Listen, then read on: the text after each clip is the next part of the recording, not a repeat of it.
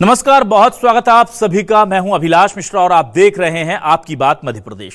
मध्य प्रदेश में इन दिनों विवादित बयानों का दौर चल पड़ा है, जिसे देखिए मुंह उठा करके किसी भी समाज पर अनर्गल और अभद्र टिप्पणी कर देता है। इस पूरे मामले में समाज का आंदोलित होना स्वाभाविक है, पर सवाल यही है कि आखिर ये आजादी ऐसे लोगों को क्यों मिल रही है। अभी हाल ही में आपने सुना था कि IAS वर्मा जो हैं वो किस तरह से हिंदू बेटियों को दान के तौर पर मांग रहे थे अपने बेटे से संबंध बनाने के लिए। किस चीज की एवज में कि आरक्षण तब तक खत्म ना हो जब तक कोई हिंदू बेटी मेरे बेटे को साथ संबंध बनाने के लिए ना दे दी जाए, उसको दान के तौर पर ना मिल जाए। इस पर विवाद हुआ पूरे मध्य प्रदेश में, पूरे देश में। ब्राह्मण समाज ने उन पर कार्रवाई की मांग की, लेकिन उन पर कोई कार्रवाई नहीं की गई।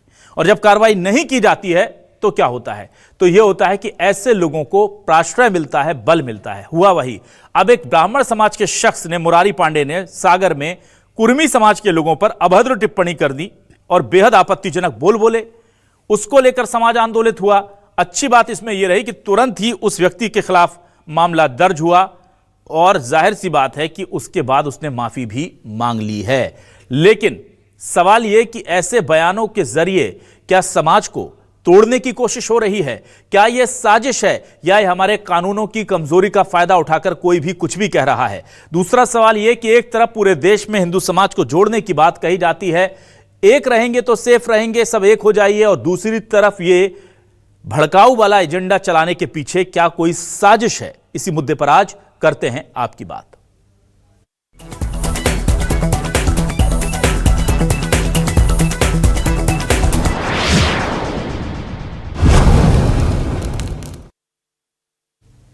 तो मुरारी पांडे हैं, शराब के नशे में कह रहे हैं कि मैंने कुछ अभद्र टिप्पणियां कर दी, उसके लिए माफी मांगता हूं। उन्होंने कुर्मी समाज के लिए क्या कहा वो तो हम आपको नहीं सुना सकते, लेकिन माफी में क्या कहा है वो आपको जरूर सुना सकते हैं। सुनिए क्या कह रहे हैं। जय श्री राम, जय शिवाजी, जय सरदार। वो पिछला जो मेरा वीडियो है, मैंने कुछ लोग उसी समाज से मुझे वही बात बार बार कर रहे थे, वही मेरे दिमाग में बैठ गया और शराब के नशे में मेरे दिमाग में बार बार वही आता था, वही शब्द आते थे जो वो बुलवाते थे। तो मैं सभी से दोनों हाथ जोड़कर क्षमा मांगता हूँ। कुर्मी समाज या कुशवाहा साहब, जो मेरी गलती है, मैं दोनों हाथ जोड़कर क्षमा मांगता हूँ। ये मेरे शब्द नहीं हैं। नशे की हालत में जो बोला है मैं उसकी माफ़ी मांगता हूँ, और जो भी कानून और कुर्मी समाज फैसला करेगा मैं उसके लिए तैयार हूँ, सजा भुगतने के लिए। जय श्री राम, जय परशुराम, जय सरदार भाई। इस पूरे मामले को लेकर कांग्रेस हमलावर है और प्रदेश में इस तरह से सामाजिक ताने बाने को बिगाड़ने का आरोप लगा रही है। बीजेपी कह रही है कि ऐसे किसी भी शख्स को हम छोड़ेंगे नहीं। दोनों के बयान सुनिए। देखिए, जिस तरीके से IAS पवन वर्मा हो, चाहे चंद्रशेखर तिवारी हो, चाहे सागर के कोई नेता, अभी जो बात सामने आई है कुर्मी समाज और ब्राह्मण समाज को लेकर, ये तमाम बातें जो हो रही हैं, ये वाकई में फिजा खराब करने वाली बात है। हम चाहते हैं इस देश में सब मिलजुल कर रहे हैं, चाहे वो हिंदू हो, मुस्लिम हो, सिख हो, सारे जाति धर्म हो। इतनी विविधताओं का देश है, लेकिन लगातार जिस तरीके से की विसंगतियां सामने आ रही हैं, वो ये बता रहा है कि मध्य प्रदेश की जो व्यवस्था है और जो सरकार चल रही है, जो सिस्टम है, वो पूरे तरीके से लचर है। वो इस ओर ध्यान ही नहीं देना चाहता है। मुझे लगता है कि वो खुद ही बढ़ावा दे रहा है इन सब बातों को। देखिए, सबसे महत्वपूर्ण चीज यह है कि मध्य प्रदेश सामाजिक सौहार्द का टापू रहा है। अगर यहाँ पर किसी भी व्यक्ति ने सामाजिक व्यवस्था के विरुद्ध जाकर के किसी भी जाति धर्म समूह के बारे में अनावश्यक और अपमानजनक टिप्पणी करने का काम किया, तो वह किसी भी जाति वर्ग समूह से हो, मध्य प्रदेश की सरकार कार्रवाई करना सुनिश्चित करेगी। हमारी सरकार ने पहले भी सभी वर्गों को समभाव से देखने का काम किया है। हर वर्ग की अपनी अस्मिता और आकांक्षा को सरकार ने अपने माध्यम से लगातार कैटर डाउन किया है, और उसमें अगर कहीं भी किसी भी स्थिति में मध्य प्रदेश में उपद्रव की स्थिति निर्मित करने के लिए, वर्ग संघर्ष की स्थिति निर्मित करने के लिए इस प्रकार से विध्वंसकारी सोच का परिचय दिया जाएगा, तो सरकार बख्शने का काम नहीं करेगी। क्या है हमारे आज के सवाल लेकर आ रहे हैं आपके टेलीविजन स्क्रीन पर। हमारे आज के सवाल ये रहे आपके सामने। MP में विवादित बयान से फिर एक समाज आहत, जातिगत टिप्पणी कहीं बन ना जाए आफत। सागर में वायरल वीडियो से कुर्मी समाज नाराज, गिरफ्तारी के बाद एनएसए लगाने की उठी आवाज। ब्राह्मणों की बेटी पर विवादित बयान देने वाले आईएएस पर चुप्पी, क्या यह लापरवाही भारी पड़ेगी? एमपी में चुनाव पर सबसे बड़ा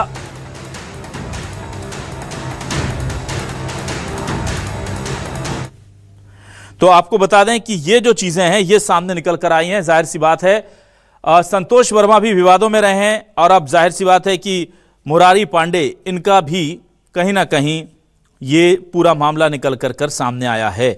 इससे पहले आपने देखा होगा ग्वालियर में ब्राह्मण समाज और जो दलित समाज है वो भी आमने सामने रहा है। तो क्या जानबूझकर के फिजा खराब की जा रही है? हमारे साथ कुछ खास मेहमान इसके लिए जुड़ गए हैं। हमारे साथ जो मेहमान है उनका तारुफ आपसे करा देता हूं। मेरे साथ आज डॉक्टर विक्रम चौधरी, कांग्रेस से वरिष्ठ नेता प्रवक्ता जुड़े हैं, उनका स्वागत करूंगा। बहुत स्वागत है विक्रम जी आपका। हमारे साथ आज डॉक्टर अवधेशपुरी महाराज जी जुड़े हुए हैं, पीठाधीश्वर स्वास्तिक पीठ उज्जैन, उनका स्वागत करता हूं।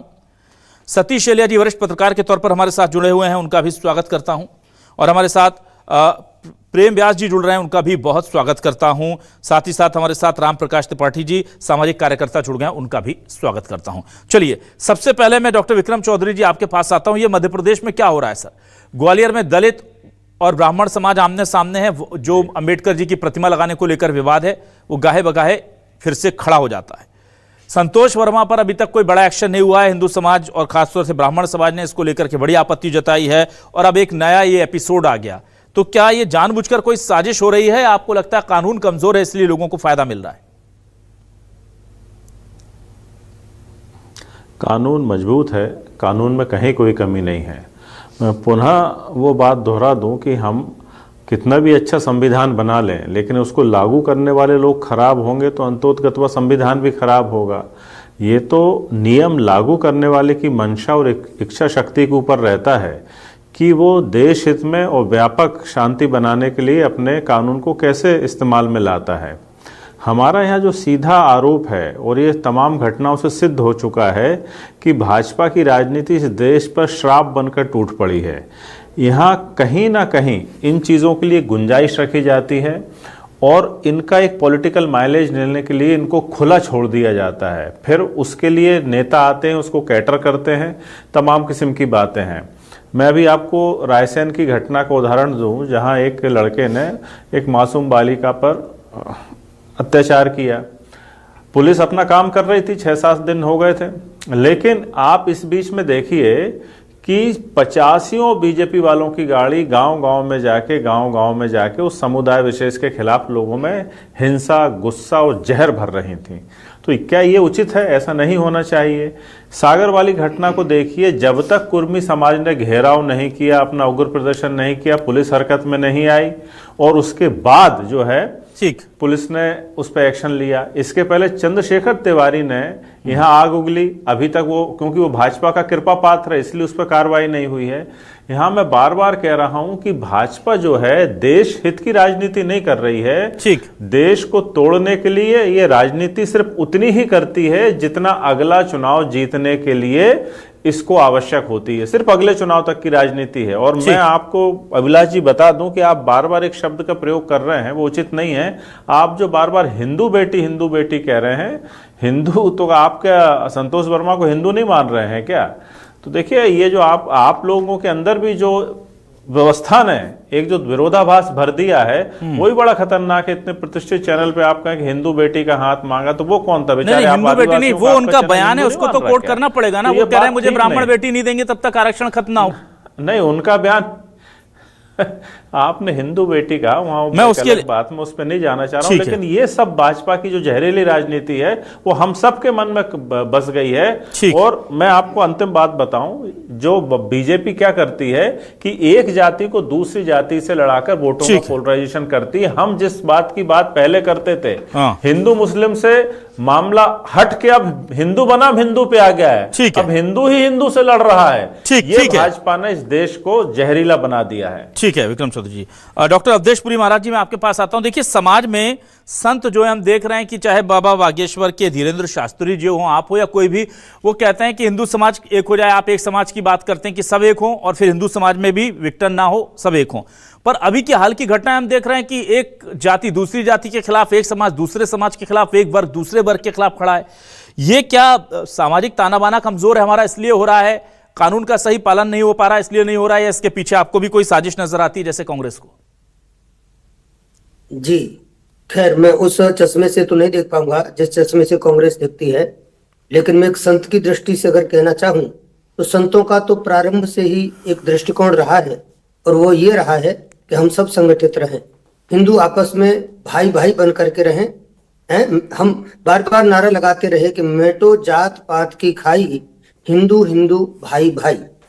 तो हिंदू हिंदू भाई भाई की बात हमारे आचार्यों ने कही, हमारे ऋषियों ने कही, हम सबको जोड़ करके चलने की बात कही।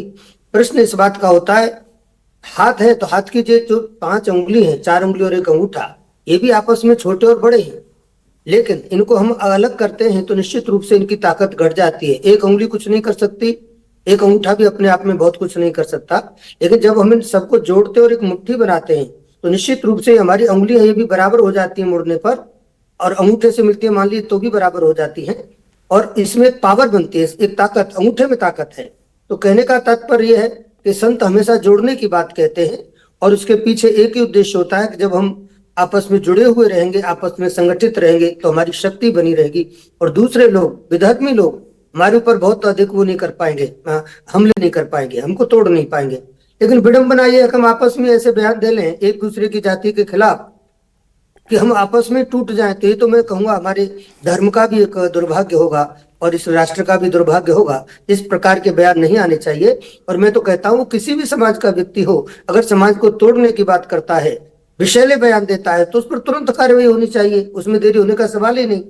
ठीक है। संत इतने बड़े बड़े आंदोलन खड़े कर रहे हैं, यात्राएं निकाल रहे हैं, अनेक प्रकार के भाषण दे रहे हैं, प्रवचन कर रहे हैं, भाई आपस में जुड़ो, हिंदू संगठित हो जाओ, और सबके सुख की कामना कर रहे हैं।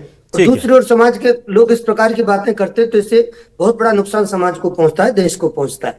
ठीक है, मैं रामप्रकाश त्रिपाठी जी के पास आता हूं, सामाजिक कार्यकर्ता है। रामप्रकाश त्रिपाठी जी, हमने देखा है कि समाज में सौहार्द नहीं रहेगा तो फिर बहुत तनाव हो जाता है, और वो किसी भी समाज के, किसी भी वर्ग के लिए अच्छा नहीं होता। पर इन दिनों अचानक से ये जो सोशल मीडिया है उससे बहुत तेजी से ये चीजें फैल जाती हैं, लोगों तक पहुंचती है और सीधे सेंटिमेंट को उनके हर्ट कर रही हैं। अब इसको नियंत्रण में करने के लिए क्या किया जा सकता है और इसके पीछे की वजह क्या है? देखिए, मूल समस्या बिल्कुल अलग है। मुझे लगता है कि हमारे सारे चुनाव जाति के आधार पर होते हैं, प्रचार जाति के आधार पर होता है, जाति के आधार पर बहुत सारे गुटबाजी होती है। हमारे समाजों में अलग अलग अपने वर्चस्व स्थापित करने के लिए जातियां और जातियों के महत्वपूर्ण लोग अपना इम्पोर्टेंट रोल प्ले करते हैं। तो सबसे बड़ी समस्या यह है कि इन चीज़ों को, जिनको ध्यान नहीं देना चाहिए, जो हमारे संविधान के बिल्कुल विपरीत हैं, इनको बिल्कुल ध्यान नहीं देना चाहिए। मीडिया को इन पर बिल्कुल जिक्र ही नहीं करना चाहिए। एक बार मीडिया में नाम आ जाता है लोगों का तो वो अपने आप को बड़ा बादशाह समझने लगते हैं और वो बहुत ज़्यादा एग्रेसिव होकर के अपना काम करने लगते हैं। मुझे लगता है कि मीडिया की भी इसमें भूमिका है कि इसको अनावश्यक तूल नहीं देना चाहिए। मुझे लगता है कि इन चीज़ों का जितना कम प्रचार होगा, इन लोगों को उतनी ही एक तरह से निराशा होगी। तो कुल मिलाकर के जाति में आजकल तो बहुत सारे कारण हैं। पंचायतों के चुनाव में तो जाति आती है, नगर पालिका के चुनाव में तो जाति आती है, विधानसभा संसद के चुनाव में तो जाति आती है। तो पूरा का पूरा समाज, जो नेतृत्वकारी शक्तियां हैं, वो तमाम सारी शक्तियां अगर जातियों को प्रोत्साहन दे रही हैं तो बात कैसे बनेगी? ठीक है, तो ये जाहिर सी बात, विचार करना चाहिए। बिल्कुल ठीक है। अब मैं आ जाता हूं इस पूरे मामले पर बातचीत करने के लिए प्रेम व्यास जी आपके पास। प्रेम व्यास जी, देखिए, ये लगातार मैं बार बार ये सवाल कर रहा हूं कि जब समाज में दो टकराव हो तो दो समाज अगर आमने सामने खड़े तो प्रशासन और शासन की पहली जिम्मेदारी होती है कि वहां पर जाकर के बीच बचाव करके मामले को खत्म कर दिया जाए। ग्वालियर वाला मामला अभी अपनी जगह पर खड़ा हुआ है। जो संतोष वर्मा का मामला है उसको लेकर ब्राह्मण समाज आज भी आहत है, वो मांग कर रहा है, उस पर कोई कार्रवाई नहीं हुई है। कुर्मी समाज को अभद्र टिप्पणी करने वाले मुरारी पांडे पर जरूर एक्शन हुआ है, ऐसा एक्शन बाकी चीजों में नहीं हुआ जिसकी वजह से ये चीजें बढ़ रही हैं। तो सर, उधर कब एक्शन होगा? और दूसरा, साफ तौर पर इस पूरे इस तरह के मामलों के पीछे, माहौल फिजा खराब करने के पीछे क्या आपको भी कोई साजिश दिखती है?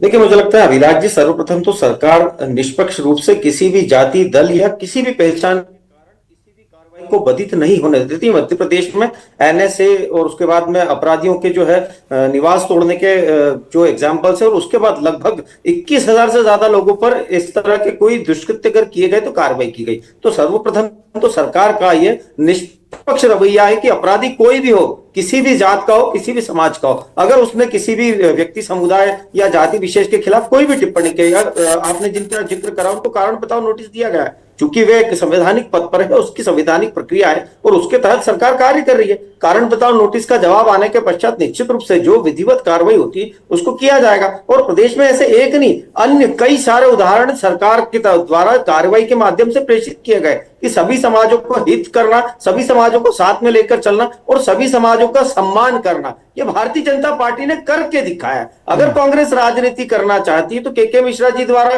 ब्राह्मण समाज के खिलाफ सार्वजनिक टिप्पणी की गई, आज तक उनके द्वारा कोई कार्रवाई नहीं की गई। इंदौर में पार्षद लव जिहाद में पकड़ा था, ये कार्रवाई नहीं करते। तो जात समाज देखकर कार्रवाई करना कांग्रेस का कार्य है। निष्पक्षता के साथ में सर्व समाज के हित के लिए कार्य करते हुए, उन समाज के सम्मान को ध्यान में रखते हुए कार्रवाई करना, यह भारतीय जनता पार्टी का कार्य।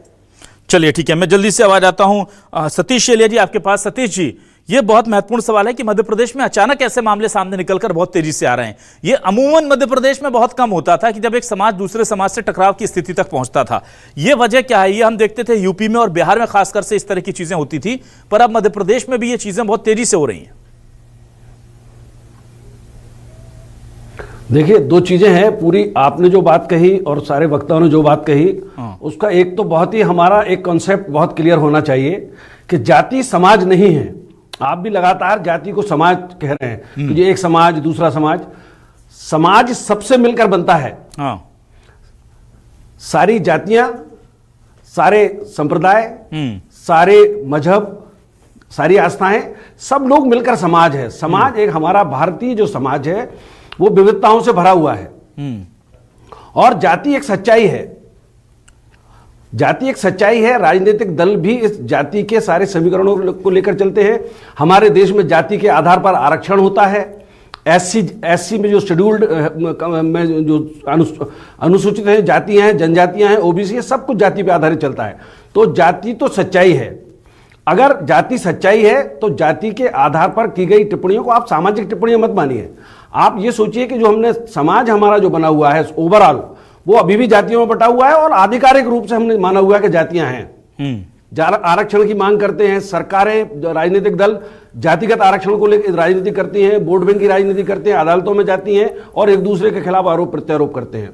जब जाति ही सर्वोपरि है हमारे लोकतंत्र में, हमारे देश में, हर व्यवस्था में, हर तरह की चुनावी व्यवस्था में, तो जाति को लेकर टिप्पणियां तो होंगी ही, क्योंकि जातियों की जब बात होती है तो वर्चस्व की बात होती है। अभी आपने जिन पांडे जी का वो बयान दिखाया, जिन्होंने पांडे जी होते हुए भी शराब के नशे में किसी जाति विशेष को गाली दी, और अब वो जय परशुराम अभी भी बोल रहे हैं, नशे में मैंने ये बात कही थी, वो जय परशुराम। तो आप देखिए ना, वो अपने को ब्राह्मण बनाने की अभी भी कोशिश कर रहे हैं। संतोष वर्मा जब जो आईएएस अफसर हैं और वो जिस संगठन को प्रतिनिधित्व कर रहे थे, वो ये कहते हैं कि आरक्षण तब तक जारी रहेगा जब तक कि कोई ब्राह्मण मेरे बेटे को बेटी नहीं दे देता। वो जो क्रीमी लेयर की हम बात करते हैं, वो क्रीमी लेयर उन्होंने किस बात को मान लिया कि कोई ब्राह्मण उनके बेटे से अपनी बेटी की शादी करेगा तब हमारा आरक्षण खत्म होगा। एक तरफ तो सरकार खुद ही आईएएस का बेटा आईएएस, सारे जो आरक्षण का पीढ़ियों दर पीढ़ियों एक आरक्षण भी जाति के तहत पीढ़ी दर पीढ़ी, प्रतिभा से उसका कोई संबंध नहीं है, आर्थिक स्थिति से भी उसका कोई संबंध नहीं है। तो एक उसमें भी एक आरक्षित वर्ग में भी एक सवर्ण वर्ग बन गया है, जो खुलेआम उनके पास जो पावर है, पद का है, पैसे का है, उसके कारण वो ऐसी टिप्पणियां करते हैं असल में। और आपकी पूरी जो स्क्रिप्ट है उसमें भी आप जातियों को समाज समझ रहे हैं। हमें सारे पूरी सबको मिलकर एक समाज समझना होगा और जाति की सच्चाई को सीधे से हमें एड्रेस करना पड़ेगा। किसी एक बयान पर विवाद के बाद अगर हम चर्चा करते हैं तो एक विषय खत्म हो जाएगा, कल किसी और विषय पर आप डिबेट करेंगे। और जैसे राष्ट्रीय स्वयंसेवक संघ ने जातियों समरसता का एक आंदोलन चलाया हुआ है, लगातार उनकी बैठकें ये सब होती हैं, और आरएसएस से जुड़े हुए लोग ही तो सत्ता में है भारतीय जनता पार्टी में। और कांग्रेस में वो लोग हैं जो महात्मा गांधी के अनुयायी अपने आप को कहते हैं। ठीक। महात्मा गांधी तो जाति नहीं मानते थे, छुआछूत के खिलाफ थे, लेकिन सारे कांग्रेसी जाति को नहीं मानते क्या? तो जाति एक सच्चाई है, लेकिन हमें बेहतर समाज बनाने की तरफ जाना चाहिए। जातियों में पढ़ने के बजाय, राजनीति में पढ़ने के बजाय, एक कोई अपराध है, जैसे पांडे जी ने अपराध किया, नशे में किसी को गाली दी, उनके खिलाफ कार्रवाई हो गई, होनी ही चाहिए। संतोष वर्मा ने सेवा शर्तों का उल्लंघन करते हुए इस तरह की बात कही, उनके खिलाफ कार्रवाई होनी चाहिए। लेकिन कार्रवाई करने में भी अगर हम ये सोचेंगे इससे समीकरण हमारे प्रभावित होंगे या नहीं होंगे, तो इस तरह की घटनाएं होती रहेंगी और लोग कई बार अपना नाम होने के लिए, प्रसिद्ध होने के लिए, आगे बढ़ने के लिए राजनीति में एक हथियार की तरह अपशब्दों को इस्तेमाल करते हैं। ठीक है सर। जनता ही उनको, और एक बात सच कही कि मीडिया को भी बहुत ज्यादा इसको ज्यादा नहीं दिखाना चाहिए। नहीं सर, ये सतीश जी आप भी बोल रहे हैं और भी हमारे त्रिपाठी जी भी बोले, मजबूरी यह है कि जब समाज में वर्ग आंदोलित होता है, कोई भी किसी भी जाति का हो, किसी भी वर्ग से हो, और वो बाहर सड़कों पर उतरता है, हम खबर ना दिखाएं तो भी हम पर सवाल उठते हैं। और ये खबर ऐसा नहीं कि हमने खड़ी की है, जब समाज उतरा सड़कों पर, लोग देखे, जरा तस्वीरें भी दिखाइएगा भाई बीच बीच में हमारे मेहमानों को, कि जब 1000-2000 लोग सड़कों पर उतरेंगे, उनकी भावनाएं आहत हुई हैं, तो फिर ये हमारा काम हो जाता है हर तरफ, चाहे वो सागर हो, चाहे वो ग्वालियर हो, चाहे वो भोपाल हो, तो वो दिखाना तो हमारी मजबूरी है। हाँ, ये हो सकता है कि उससे फायदा होगा कि नुकसान, उस पर डिबेट हो सकता है, पर खबर नहीं दिखाएं हम, ये ऑप्शन हमारे पास नहीं बचता। हम सनसनी पैदा करना या जी नहीं, खबर दिखाना चाहिए हमें। हाँ। खबर दिखाना ही चाहिए, लेकिन वो खबर इस तरह से दिखाना चाहिए कि इस तरह की घटनाएं रुके, कम हो जाएं। बिल्कुल, इसलिए तो हम सवाल पूछ रहे हैं। इसलिए आज मैंने देखिए समाज के हर वर्ग को लगभग इसमें कोशिश की है कि साधु संत समाज भी आए, जो समाज को जोड़ने के लिए प्रथम दृष्टया हम लोग मानते हैं कि उनकी भूमिका होती है। आप जैसे जागरूक पत्रकार हैं, हमारे साथ विक्रम जी कांग्रेस का प्रतिनिधित्व कर रहे हैं, बीजेपी का प्रतिनिधित्व कर रहे हैं, और हमारे साथ समाजशास्त्री भी हैं, कि आखिर हम जा कहां रहे हैं। अब मैं विक्रम जी के पास आता हूं। डॉक्टर विक्रम चौधरी जी, क्या वाकई में इस तरह के मामलों में कार्रवाई में, सीधा सवाल है मेरा, इस तरह के मामलों में कार्रवाई में अपना फायदा नुकसान देख करके प्रशासन कार्रवाई करता है या शासन कार्रवाई करता है? वोट तो नहीं नाराज, वोट बैंक तो नाराज नहीं हो जाएगा, इस समाज को अगर हमने ज्यादा इसको टाइट कर दिया तो ये समाज में आंदोलन हो जाएगा, तो हमारे खिलाफ जाएगा। ऐसा हो रहा है क्या मध्य प्रदेश में? जो इशारा दे रहे थे सतीश एलिया जी की, कार्रवाई जो होती है उसको फिर निष्पक्ष तरीके से करना पड़ेगा, सबकी जिम्मेदारी है। नहीं, बिल्कुल आपके सवाल में ही आपका जवाब छुपा है। आप इसमें एक प्रशासन शब्द जो आपने इस्तेमाल किया, उससे मैं सहमत नहीं हूं कि प्रशासन का वोट बैंक नहीं होता है। वोट बैंक होता है शासन का अथवा सत्ताधारी पार्टी का। आप इसी प्रकरण में देख लीजिए कि प्रशासन कहां चला गया था। क्योंकि वो मामला रहली का है, वहां एक ब्राह्मण कद्दावर नेता हैं जो खुद को जय परशुराम के वारिस मानते हैं, तो वो कहाँ है इस पूरे प्रकरण में? वो तत्काल आगे आ जाते। लेकिन वही है ना मामला कि बैलेंस करने का, कि मैं आगे आ जाऊंगा तो मेरा समाज मुझसे नाराज हो जाएगा। अब अब वर्मा जी वाले मामले में देखिए कि आखिर लोगों को असुरक्षा या भय क्यों हुआ? भय और असुरक्षा तभी होती है जब उनको ये पता होता है कि नहीं, आज सरकार तो कुछ करेगी नहीं जब तक हम सड़कों पे नहीं उतर जाते हैं। तो यही वो सरकार की सिलेक्टिव अप्रोच है कि सरकार इंतजार करती है कि कहां से कैसा रिएक्शन आ रहा है और उसको किस तरीके से कैटर किया जाए। क्यों लोगों को, ऐसे लोगों के खिलाफ सड़कों पे उतरने की आवश्यकता पड़ती है? उसके पहले प्रशासन क्यों नहीं उनको दबोच लेता है? भाई आखिर हम ये क्यों माने कि वो ब्राह्मण ने कहा है, ये क्यों माने कि वो वर्मा जी ने कहा है या फलाने ने कहा है? हम पहले ये क्यों नहीं मानते हैं कि वो अपराधी है? वो प्रथम दृष्टया अपराधी बाद में सिद्ध होता है। पहले किसी जाति विशेष का आदमी हम लोग उसको पहले ही सिद्ध कर देते हैं, उसको प्रकारांतर से नायक बना देते हैं अथवा खलनायक बना देते हैं। यही जो है प्रशासन की भूमिका महत्वपूर्ण हो जाती है कि उसको दबोचो आप। ये मत देखिए कि वो फलानी जाति का है, ये देखिए कि उसने नियम तोड़ा है। यही भाजपा की जो साजिश है, और इसमें एक पूरा पैटर्न आप देखेंगे, पूरा पैटर्न निकल के आता है। प्रशासन को रोक के रखा जाता है और जब रिएक्शन आता है फिर प्रशासन को उसमें छू कर आया जाता है। ठीक है, डॉक्टर अवधेशपुरी महाराज जी आपके पास आता हूं।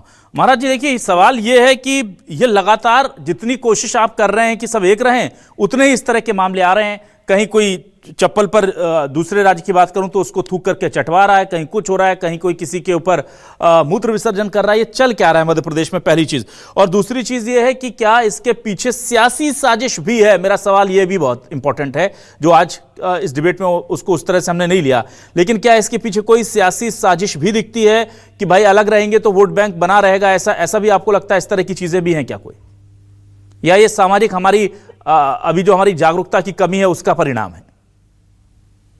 देखिए, जहां तक मैं मानता हूं कि सामाजिक जागरूकता तो हो रही है, लेकिन प्रश्न इसी बात का पैदा होता है कि हम किसी चीज को किस एंगल से लेते हैं, किस दृष्टिकोण से लेते हैं, हम उसको समझ किस नजरिए से रहे हैं, क्योंकि नजरिया तो अपना अपना होता है। भाई शासन प्रशासन अपनी जगह है, वो अपना काम कर रहे हैं, ठीक है। जो विषय सामने आया उस पर उनको तुरंत कार्रवाई करनी चाहिए, बात मैं पहले ही कह चुका हूँ। लेकिन प्रश्न इस बात का है कि समाज जब तक इस तरीके से, जैसे उन्होंने कहा ब्राह्मण समाज पर एक जो टिप्पणी की IAS ने, क्या वो कितनी गलत बात है कि आरक्षण के मायने क्या थे और आपने आरक्षण को कहाँ जाति पर ही ला करके टिका दिया है। अगड़े और पिछड़े का अर्थ ये थोड़े ही है। आरक्षण के जो मामले, जिस समय आरक्षण जब दिया गया था उस समय उसके क्या मान बिंदु रहे, उस समय उसकी क्या परिभाषा रही, उस परिभाषा को तो भूल गए सब। अब उसको बात कर कुल मिलाकर के यहाँ तक लाके पटक दिया कि भाई आप समानता चाहते हो या तो हमारा आरक्षण छीनना चाहते हो तो हमको अपने बराबर पर लाओ। बराबरी का ये अर्थ कर दिया कि अपनी बेटी हमारे बेटे को दो, तो बराबरी के अर्थ नहीं होते। विक्रम जी की आवाज दीजिए प्लीज। अगर हाथ में 5 उंगली है तो वो पांचों आपस में बराबर नहीं, का मतलब मैं ये नहीं महाराज कि जी से चार पूछना सब चाहता उंगली बराबर हूं हो जाएंगे। हो सकता है उनके जो एक शब्द जगह जब अंगूठे के खराब पास हों, पहुंचेंगे, लेकिन जब क्या एक उद्देश्य जातियों से के आगे बीच बढ़ेंगे तब विवाह हम बराबर संबंध होंगे। बनने चाहिए? बात आपका बिल्कुल सही है, धर्मशास्त्र क्या कहता लेकिन है? उसको हम गलत अर्थ में नहीं दे सकते। चलिए ठीक है, क्या कह रहे हैं? ठीक है, मैं जल्दी से त्रिपाठी जी के पास आता हूं। बताइए कि जातियों के बीच विवाह होना चाहिए कि नहीं? आप अवधेश जी से पूछ रहे हैं, अवधेश पुरी महाराज जी से? जी अवधेश पुरी महाराज जी, विक्रम चौधरी जी पूछ रहे हैं क्या दूसरी जातियों में विवाह हो जाने चाहिए या नहीं? भाई, दूसरी जाति में विवाह होने चाहिए कि नहीं, ये प्रश्न पैदा नहीं होता है अभी। इसको फिर आप उसी से जोड़ोगे, आरक्षण से जोड़ोगे। तो आरक्षण को हटाने का या आरक्षण को कम करने का या बढ़ाने का, ये इसके आधार पर ये विवाह नहीं हो सकते।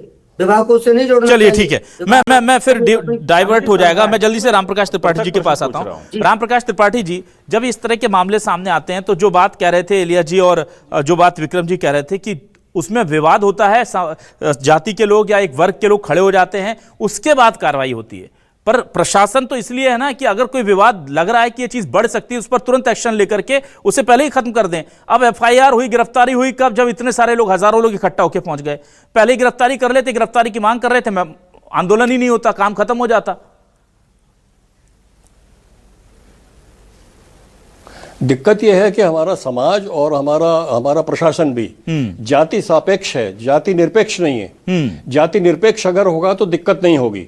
सवाल यह है कि आप सारी जातियों के हिसाब से आप आरक्षण देने की बात कर रहे हैं या जो भी अभी रेफरेंस दिए गए। मैं कह रहा हूं कि जाति के आधार पर कोई निर्णय लिया ही क्यों जाता है? हमारा संविधान क्या जाति के आधार पर निर्णय लेने की इजाजत देता है? हम अपने संविधान का ही पालन नहीं करते, हमारा प्रशासन संविधान का पालन नहीं करता, और हम इन छोटी छोटी बातों के ऊपर बहस करते हैं। इनके ऊपर महत्व नहीं देना चाहिए। मुझे नहीं लगता कि जाति का महत्व होना चाहिए। हमारे समाज में जाति का महत्व होना ही नहीं चाहिए। रहा सवाल अंतरजातीय विवाह का, क्यों नहीं होना चाहिए अंतरजातीय विवाह? किस समय में नहीं हुए अंतरजातीय विवाह? चाहे जौन सा काल ले लीजिए, हमारा पुराण काल ले लीजिए, चाहे जौन सा काल ले लीजिए, जितनी भी तमाम सारे विवाह हुए हैं, बहुत सारे अंतरजातीय विवाह हुए हैं। अब हम अंतरजातीय विवाह, चूंकि हमने जाति के वर्चस्व को बढ़ाना चाहते हैं, इसलिए अंतरजातीय विवाहों को रोकना चाहते हैं। यह वैयक्तिक मामला है। जाति किसी का भी विवाह करना यह वैयक्तिक मामला है। यह सामाजिक प्रसंग कैसे हो गया? अगर दो लोग, अगर उनका मन मिलता है और वो शादी करना चाहते हैं तो हो जाना चाहिए शादी। इसलिए इन तमाम सारे विवादों को खड़ा करने का काम जाति के जो महत्वपूर्ण जो लोग हैं, जो अपने आप को जाति का प्रधान समझते हैं, वो इसको विचार देने का काम करते हैं। क्योंकि जाति चुनाव में भी काम आती है, जाति आपको सत्ता बढ़ाने में भी काम आती है, आपके समाज में वर्चस्व बढ़ाने का भी काम करती है। इसलिए आप जाति को महत्व देते हैं। जाति अपने आप में कोई सत्ता नहीं है। ठीक है, प्रेम व्यास जी, देखिए बहुत महत्वपूर्ण बात कह रहे हैं त्रिपाठी जी कि जाति को बढ़ावा देने के पीछे मैलिफाइड इंटेंशन होते हैं लोगों के, चाहे वो सियासी हो या पर्सनल हो। और ये संतोष वर्मा जी के मामले में, IAS के मामले में, वो एक दलित संगठन के अध्यक्ष बनने पर ये बयान दे रहे थे। वो खुश करना चाहते थे अपने उस जातीय संगठन को जिसके वो अध्यक्ष बन गए थे, ये सबको पता है। और उसी कार्यक्रम के दौरान उन्होंने बयान दिया। इसका मतलब है वो जाति वर्ग में विभेद पैदा करके उसका पॉलिटिकल माइलेज कह लीजिए या फिर अपने पद के लिए, पोस्ट के लिए माइलेज लेना चाह रहे थे। उनका इंटेंशन मैलिफाइड था, यह अपने आप में एस्टेब्लिश्ड है। लेकिन उन पर कार्रवाई करने के लिए 50 बार सोचा गया। अच्छा, ये सब चीजें स्पष्ट होने के बाद भी बीजेपी के नेताओं ने भी 6 दिन बाद जाके पहला बयान दिया उन पर। जब उनसे हम बयान लेने जाते थे तो कहते थे कि इस पर ध्यान मत दीजिए। भाई अगर पूरे समाज के लोग मांग कर रहे हैं कि कुछ गलत है तो आपको स्टैंड तो लेना पड़ेगा ना। दूसरा, ग्वालियर में बार बार विवाद की स्थिति बन रही है। 3-4 साल पहले हमने देखा था किस तरह गोलियां चली थी, निर्दोषों की जान गई थी, वो भी मैटर खत्म नहीं हो रहा है। तो प्रशासन को यहां पर सो मोटो आकर के आगे कार्रवाई करने के लिए कब हम चेताएंगे, पहली चीज। और दूसरी चीज यह है कि जो लोग इस तरह से जातियों का नाम लेकर के उसे यूज करके अपना पर्सनल फायदा देख रहे हैं, उन पर कार्रवाई के लिए बहुत जब तक अच्छे आप उदाहरण पेश नहीं करेंगे ये चलता रहेगा।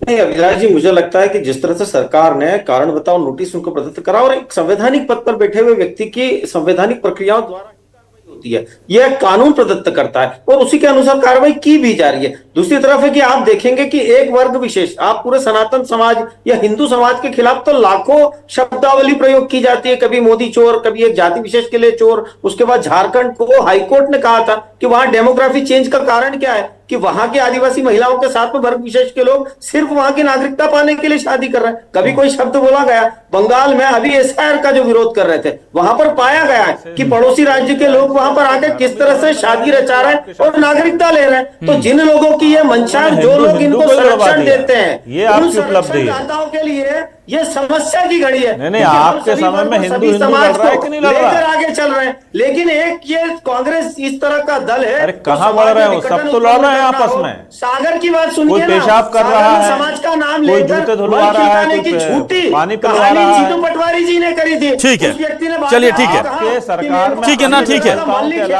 ठीक है प्रेम जी, ठीक है प्रेम जी, समय खत्म हो रहा है। मैं जल्दी से सतीश जी से फाइनल कमेंट लेता हूं। समाज में विघटनकारी शक्तियों को बल देने का कार्य कांग्रेस कर रही है। तो आप कार्रवाई कीजिए ना, आप सत्ता में हैं सर, ऊपर आप भी ही सबसे बड़े विधानसभा में भी, लोकसभा में भी। भाजपा का शराब टूटा है समाजों पर, जातियों पर। चलिए मैं सतीश शैलिया जी के पास आता हूँ, सतीश जी के पास। जब तक ठीक है, सतीश जी के पास आ रहा हूँ। ठीक है, ठीक है, विक्रम जी, प्रेम जी, विक्रम जी और प्रेम जी प्लीज, विक्रम जी, प्रेम जी प्लीज। के खिलाफ हो, कौन कहता है कि साधु समाज सांड है? बताइए ना, एक मिनट, ठीक है, मैं जल्दी से सतीश जी के पास आ रहा हूँ। विक्रम जी बस हो गया सर, समय खत्म हो रहा है। विक्रम जी, सतीश जी के पास आने दीजिए, फाइनल कमेंट लेता हूँ।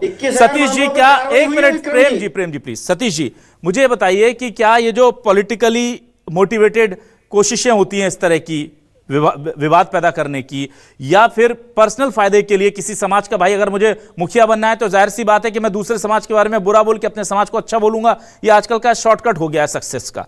इसको लेकर के आपको लगता है कि नियम कानून और सख्त होने चाहिए, या आपको लगता है नियम कानून तो है, बस एग्जीक्यूशन अच्छे से हो जाए? देखिए, कानून में कोई कमी नहीं है, कानून में सब तरह के प्रावधान हैं। आप किसी जाति विशेष को, समुदाय विशेष को लक्षित करके कोई अपशब्द नहीं बोल सकते गैर कानूनी है। और प्रशासन को त्वरित इस मामले में कार्रवाई करनी चाहिए। लेकिन जैसे कि वर्मा जी का कहा, उनके अपने संगठन में उनकी वैधता पर बहुत सारे सवाल खड़े हुए हैं। और वो आरक्षण जो एक बहुत बड़ा वर्ग है इस देश में ये मानने वाला कि आरक्षण कहीं प्रतिभा को नीचे दबाता है। भारत से बहुत बड़ी मात्रा में, बड़ी संख्या में प्रतिभा का पलायन ही इसलिए होता है क्योंकि यहां कम प्रतिभाशाली व्यक्ति आरक्षण के आधार पर पीढ़ी दर पीढ़ी पद पाता रहता है। प्रशासनिक कार्रवाई पे बोलिए, आरक्षण पे मत बोलिए। एक मिनट, ठीक है, बोलने दीजिए। 10 वर्ष के लिए आरक्षण किया गया था। अभी आरक्षण लगातार चलाना और लगातार पीढ़ियों दर जो आरक्षण चल रहा है, आरक्षण को लेकर उसको जस्टिफाई करने के लिए साफ दिख रहा है। आप सवाल कुछ पूछ रहे हैं, नहीं दे देता, शादी आरक्षण अपनी कुंठा निकालने पे आ गए, आरक्षण जारी रहेगा।